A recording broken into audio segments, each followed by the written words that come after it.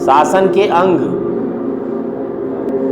आज जिस विषय पर चर्चा होगी वह विषय है शासन के अंग। शासन के अंग में पहले भी आप जानते रहे होंगे 3 प्रमुख हैं। जैसे इंसान का शरीर है तो इंसान के शरीर में अंग की जब चर्चा करेंगे तो आँख है, नाक है, कान है ना, हाथ है, पैर है इत्यादि बहुत सारे अंग हैं। उसी तरह से तब जाकर के इंसान बन पाता है। अगर इंसान की हम बात करते हैं तो उसमें ये सब चीज़ें अपने आप समाहित हो जाती हैं। ठीक उसी तरीके से शासन के अंग में ये जो सरकार है, शासन के अंग या सरकार के अंग दोनों एक है। शासन के अंग या सरकार के अंग, ठीक है। राज्य के लिए 4 चीज़ें आवश्यक हैं, थोड़ी सी भूमिका उसकी बता दो। जनसंख्या, निश्चित भूभाग, सरकार और संप्रभुता, ये 4 बिंदु हैं। तो इन 4 बिंदुओं में से जो नंबर 3 है सरकार, उसका फिर हम डिवाइड करते हैं कि आखिर जो गवर्नमेंट है, जो सरकार है, जो शासन है, उसमें कौन कौन से अंग हैं जिसको मिला करके शासन बनता है, ठीक है ना।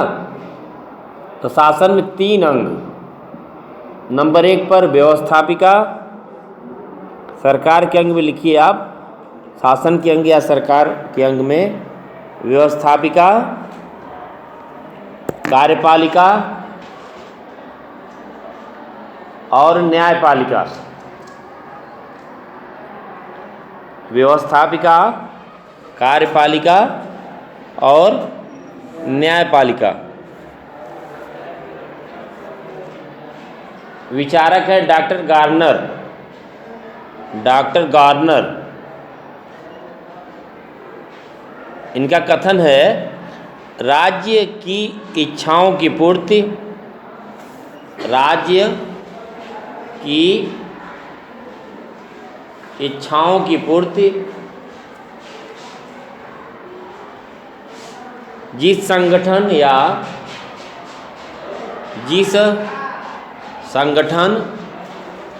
या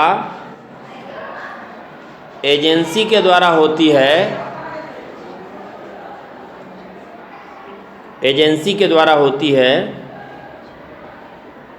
उसका नाम सरकार है।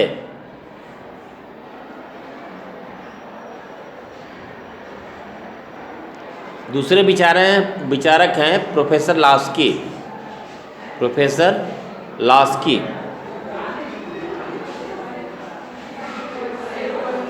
सरकार के कार्यों को पृथक करना आवश्यक है।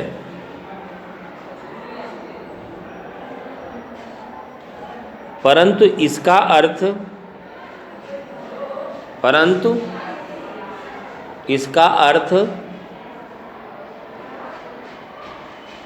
सरकार के अंगों के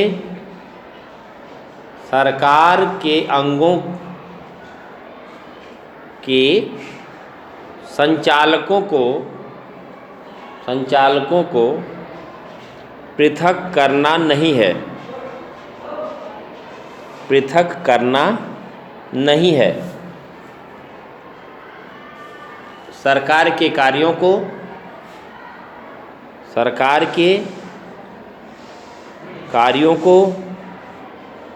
पृथक करने से सरकार के कार्यों को पृथक करने से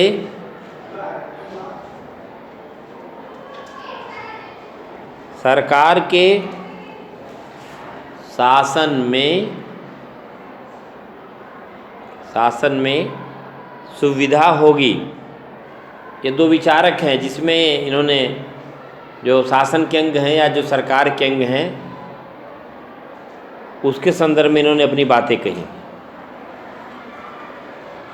गार्नर ने जो प्रमुख बात कही कि राज्य की इच्छाओं की पूर्ति, राज्य जो चाहता है, जो करना चाहता है उसे पूरा करता है, और जो पूरा करने में जो संगठन काम करते हैं वही सरकार के अंग हैं। दूसरी तरफ प्रोफेसर लास्की भी इसी क्रम में कहते हैं कि सरकार के कार्यों को दो चीज़ें, कौन कौन से कार्य हैं यह तय होना चाहिए, अर्थात पृथक पृथक होना चाहिए। दूसरी तरफ ये भी कहते हैं सरकार के जो कार्य हैं वह अलग अलग होने चाहिए, परंतु सरकार के जो संचालक हैं वे अलग अलग नहीं होने चाहिए। ठीक है ना। आगे हम शक्ति पृथक्करण के सिद्धांत में आएंगे तो बताएंगे कैसे यह एक दूसरे के पूरक हैं। संचालकों को पृथक करना नहीं है, अलग अलग नहीं होने चाहिए। अर्थात शासन में जब कार्य अलग अलग होंगे तो उनको करने में सहूलियत होगी। ठीक है।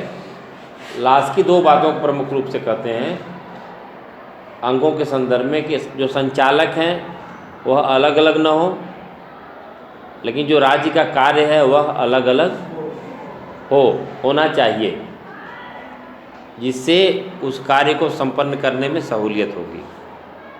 ठीक है ना। इसके बाद 3 आपने लिखा होगा, व्यवस्थापिका या विधायिका, है ना। एक नाम और उसको बोलते हैं धारा सभा। व्यवस्थापिका या विधायिका अथवा धारा सभा। धारा सभा आप जानते होंगे संविधान में कुल अनुच्छेद कुल धाराएं या आर्टिकल का उल्लेख है, इसलिए धारा सभा। ठीक है। व्यवस्थापिका या विधायिका अथवा धारा सभा। नंबर 2 कार्यपालिका या कार्यकारिणी।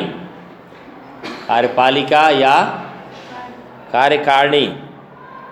और तीसरा न्यायपालिका या न्यायालय।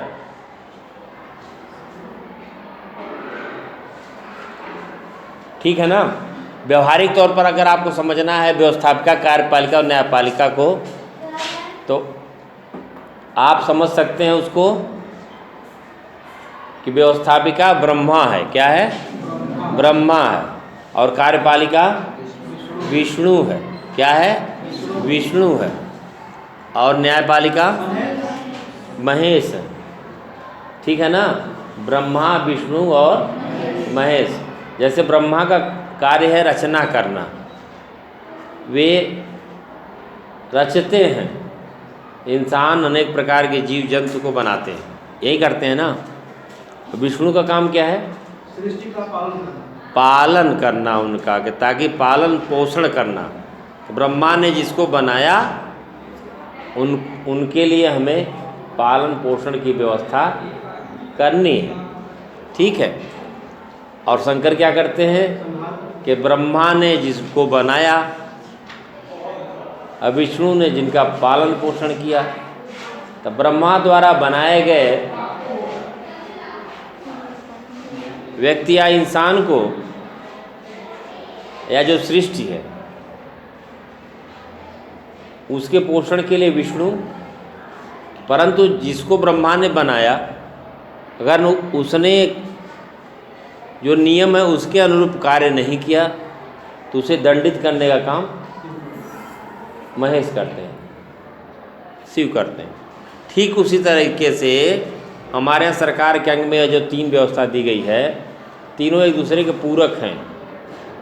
तीनों के कार्य अलग अलग होते हुए भी एक दूसरे से जुड़े हुए हैं। तीनों एक दूसरे के कार्यों में सहयोग करते हैं, बाधा नहीं डालते। तीनों एक दूसरे के कार्यों में सहयोग करते हैं। तीनों एक दूसरे से लिंक किए हुए हैं, जुड़े हुए हैं, उनकी स्थितियों को समझते हैं और जानते हैं। इस प्रकार से आप नोट कर सकते हैं। आगे सरकार का जो अंग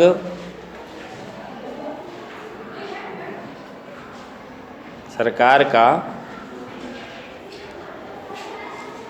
जो अंग राज्य के कानूनों का निर्माण करता है,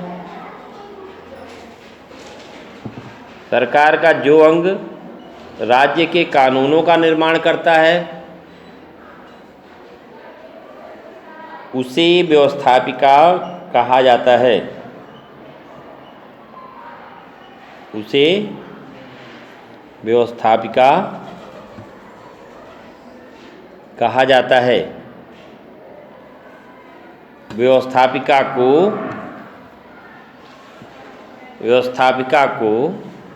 विधानमंडल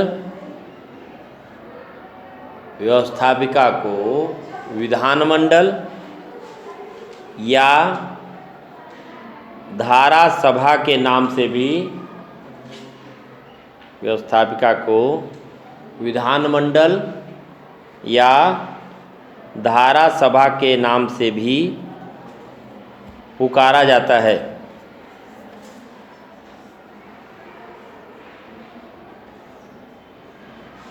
ठीक है ना। प्रमुख बात क्या है इसमें?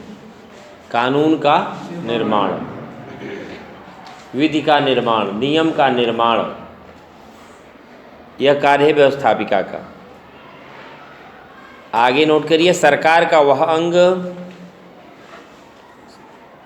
सरकार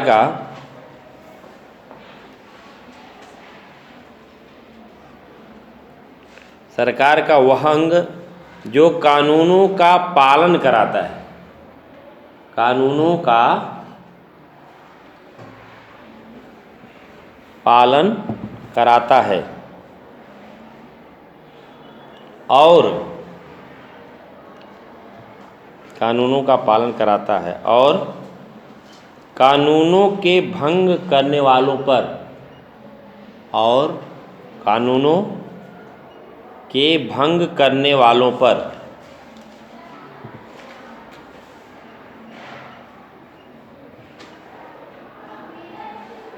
अभियोग लगाता है। भंग करने वालों पर अभियोग लगाता है। उसे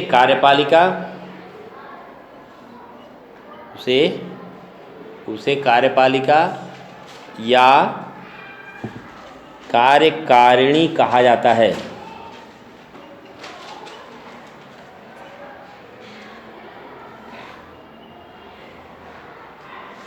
कार्यपालिका या कार्यकारिणी कहा जाता है। व्यवस्थापिका में आपने देखा कानून का निर्माण, विधि का निर्माण, नियम का बनाया जाना व्यवस्थापिका का कार्य है, और उस विधि के अनुरूप या यह कहें कि उन कानूनों का पालन कराना। ठीक है। और जो कानून के अनुसार कार्य नहीं करते या जो नियम बना हुआ उसे भंग करते हैं तो उन पर अभियोग तय करना, आरोप तय करना, ये कार्य किसका है? कार्यपालिका का। व्यवस्थापिका का कार्य विधि का निर्माण, कार्यपालिका का कार्य विधि के अनुरूप उस कार्य को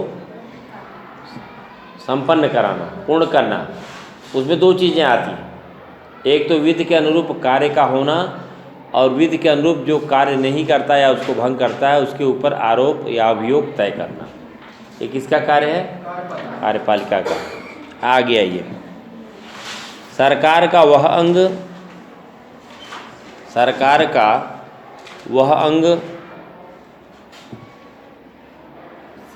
जो कानूनों को भंग करने वालों को, सरकार का वह अंग जो कानूनों को भंग करने वालों को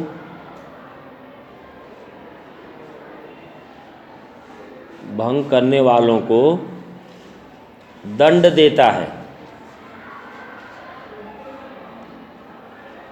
देता है और न्याय करता है,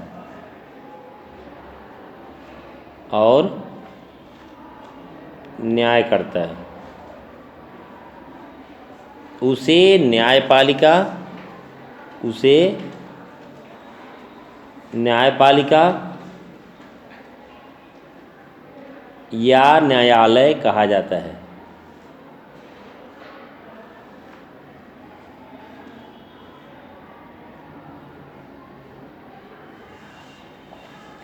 यह तो मूल भाव रहा। ठीक है, आगे हम विस्तार से देखेंगे और इस मूल भाव को समझना अत्यंत आवश्यक है। व्यवस्थापिका का कार्य है विधि का निर्माण, कार्यपालिका का कार्य है विधि द्वारा निर्मित व्यवस्था को क्रियान्वित करना, उसमें अगर कोई बाधा डालता है तो उसके ऊपर आरोप या अभियोग तय करना, और न्यायपालिका का कार्य है कि विधि के अनुरूप कार्य न करने वाले को दंडित करना। ये मूल भाव हो गया। सरकार के तीनों अंग हैं, अर्थात ये कह सकते हैं जैसे कोई छत है तो उसके जो पिलर उस पर टिकी हुआ है ना, तो इस प्रकार से तीन अंग हैं, ये अंग हो गए और ये सरकार हो गई। ठीक है ना। आप यह भी समझ सकते हैं कि जो तीन खंभे हैं एक दूसरे खंभे को सपोर्ट भी करते हैं। अगर इसमें से कोई एक चला जाए तो हो सकता है ऐसे, है ना, इधर उधर हो जाए। इस प्रकार से हम समझ सकते हैं कि ये जो अंग हैं सरकार के तीनों एक दूसरे के पूरक हैं। क्या हैं? पूरक हैं, एक दूसरे के कार्यों में सहयोग करते हैं। ठीक है, टकराते नहीं। अगर टकराएंगे तो निश्चित तौर पर जो कार्य है उस पर असर पड़ेगा। और यह तीनों यह कह सकते हैं कि एक दूसरे पर आश्रित भी हैं, आश्रित हैं, और तीनों का कार्य किसी में अधिकता है तो किसी में कमी। जैसे कोई चीज़ होता है, अगर विधि के निर्माण की बात आती है तो यह कार्य पूर्णतया विधि का निर्माण करना व्यवस्थापिका का है। ठीक है ना। क्या व्यवस्थापिका न्याय नहीं करती? अगर व्यवस्थापिका केवल विधि का निर्माण करती है तो क्या न्याय नहीं करती? उसके दायरे सीमित हैं। अर्थात विधानमंडल के भीतर, संसद के भीतर कार्रवाई के दौरान अगर किसी के द्वारा कोई अनुचित कार्य किया जाता है तो इन स्थितियों में संसद के भीतर या विधानमंडल के भीतर व्यवस्थापिका किसी भी व्यक्ति को सजा सुना सकती है। किन कहाँ? सदन के भीतर, उस घर के भीतर, उस सदन के भीतर, बाहर नहीं। और आंतरिक जो भी कार्रवाई होती है उसमें न्यायालय हस्तक्षेप नहीं करता। व्यवस्थापिका के भीतर अर्थात संसद या विधानमंडल भवन के भीतर किसी प्रकार की कोई अनुचित कार्रवाई के संदर्भ में व्यवस्थापिका निर्णय सुना सकती है, निर्णय ले सकती है, सजा दे सकती है, लेकिन यह लिमिट है, असीमित नहीं है, केवल उतने दायरे में। मूल काम क्या है उसका? विधि का निर्माण करना। ठीक है, इतनी बात समझ में आ गई। उसके बाद कार्यपालिका है। कार्यपालिका अपने मन से कुछ नहीं करती। कार्यपालिका जो कुछ करेगी वह व्यवस्थापिका द्वारा बनाए गए नियमों के अनुसार। पहले से यह तय है कि किस रास्ते पर चलना है। जैसे आपको शिक्षा निकेतन से डिग्री कॉलेज जाना है तो आपको यह निर्देश दे दिया जाएगा कि सीधे आप यहाँ से निकलेंगे, दाहिने मुड़ेंगे, VIP चौराहा जाएंगे, फिर वहाँ से दाहिने मुड़ेंगे, आगे जो चौराहा पड़ेगा वहाँ डिग्री कॉलेज है। यह रास्ता पहले से तय है। यह व्यवस्थापिका हो गई। जो रास्ता पहले से तय हो व्यवस्थापिका हो गई। जो यहाँ से चलेगा वहाँ पहुँचेगा, ये क्या हो गई? कार्यपालिका हो गया। व्यवस्थापिका ने नियम बनाया कि आपको ऐसे ऐसे वहाँ जाना है। ठीक है, जो उस पर चला कार्यपालिका हो गई।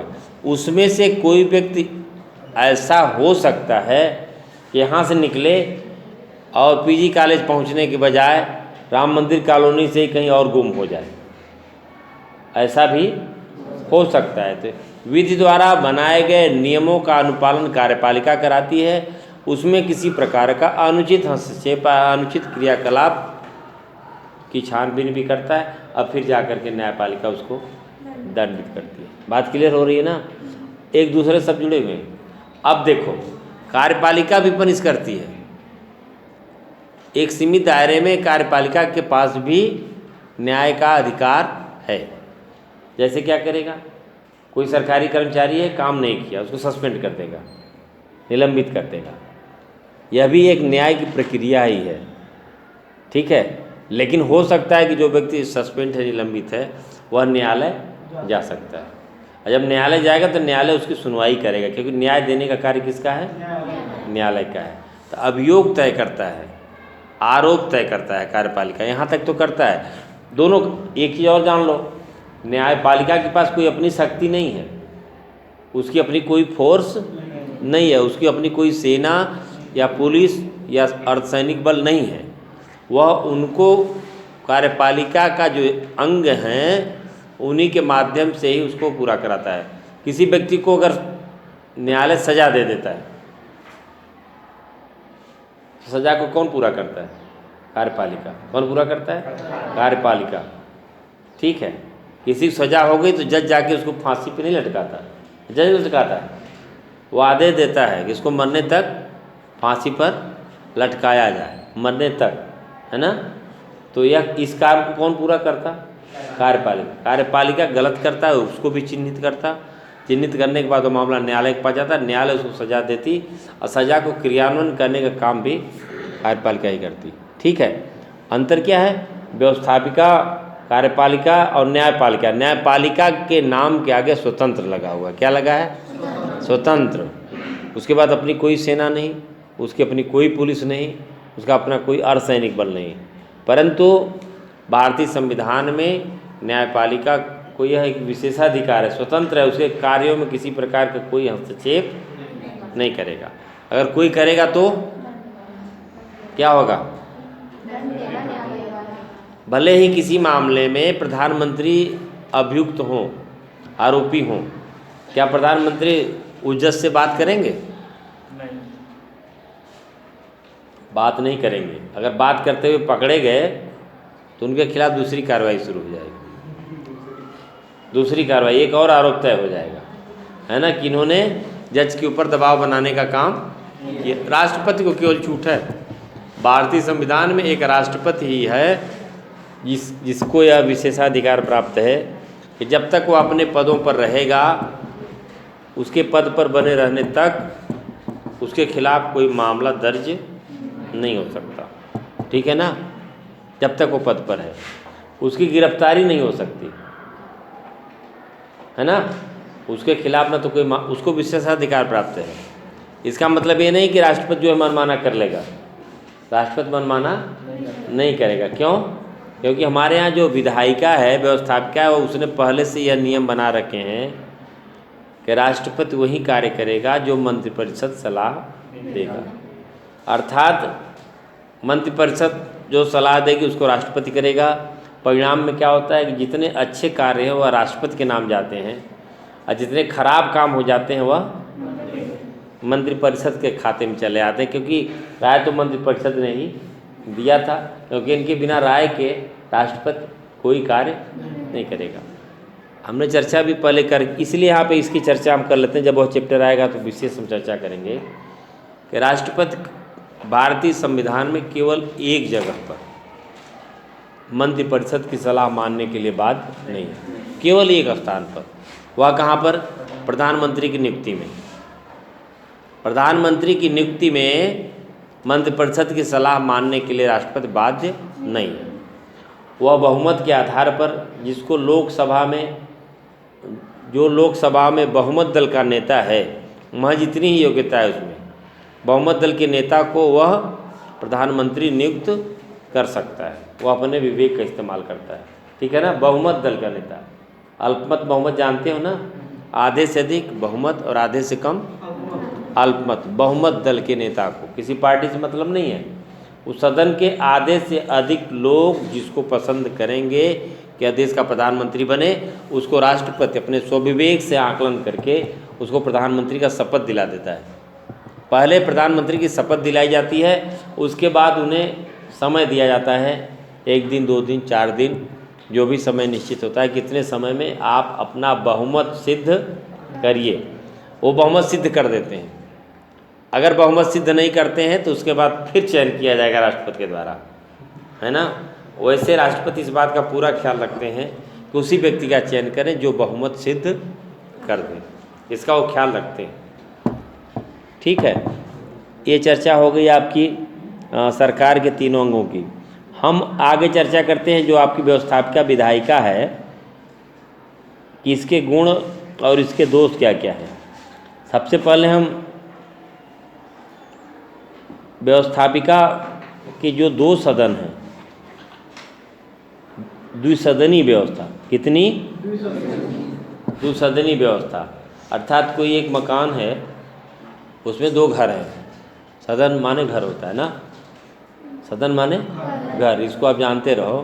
तो उसी तरह जैसे संसद है तो संसद एक सदन है और उसके 2 घर हैं, 2 अंग हैं। ठीक है, कौन कौन सा? लोकसभा और राज्यसभा।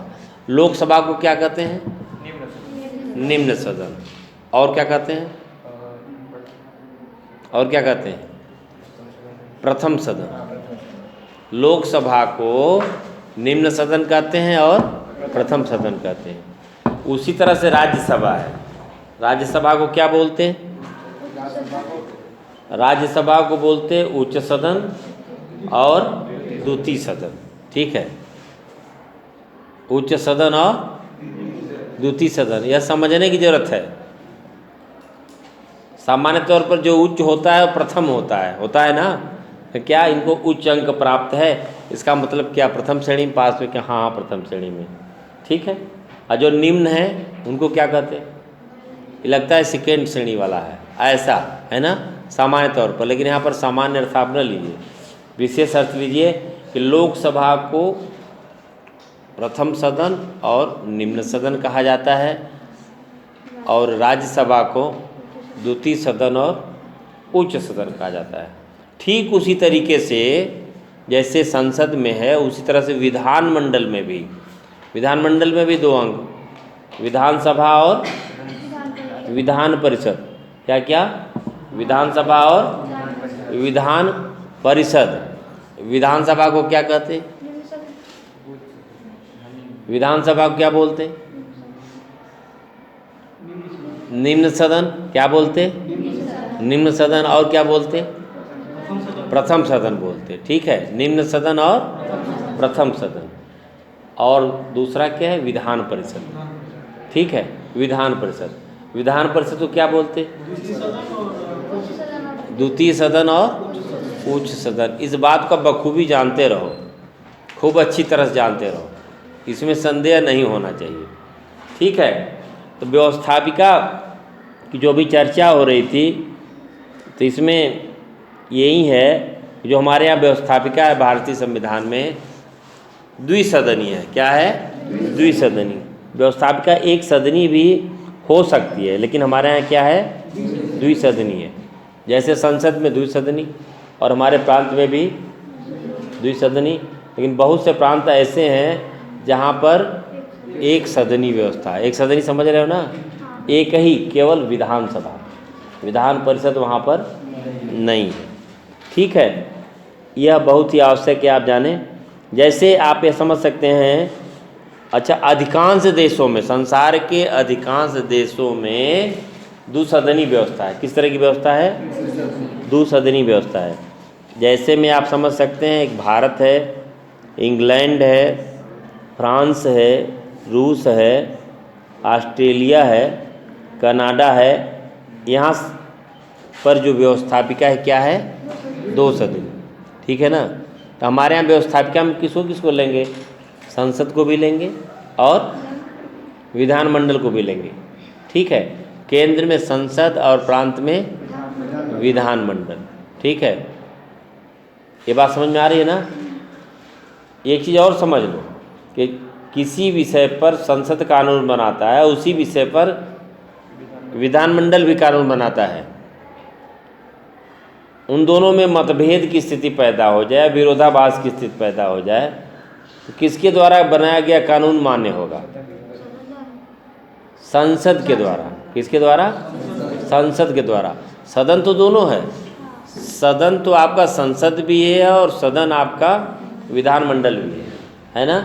सामान्य तौर पर विधानमंडल द्वारा बनाए गए कानूनों का पालन किया जाएगा, परंतु इसके द्वारा बनाए गए कानूनों के विपरीत कोई कानून संसद द्वारा बनाया जाता है तो इन स्थितियों में संसद द्वारा बनाया गया कानून ही मान्य होगा, जिसे स्वीकार किया जाएगा।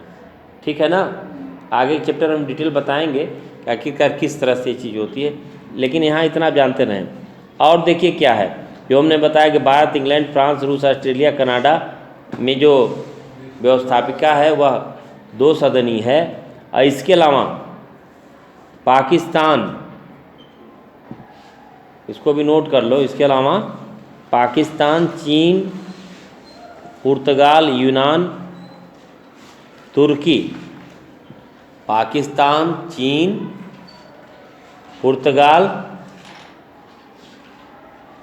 यूनान, तुर्की, यहाँ पर व्यवस्थापिका एक सदन है, एक सदनी है। ठीक है ना, एक सदनी है। और एक बात और बता दूं, एक सदनात्मक व्यवस्थापिका में जो गुण पाए जाते हैं, सीधी सी बात ठीक उल्टा है।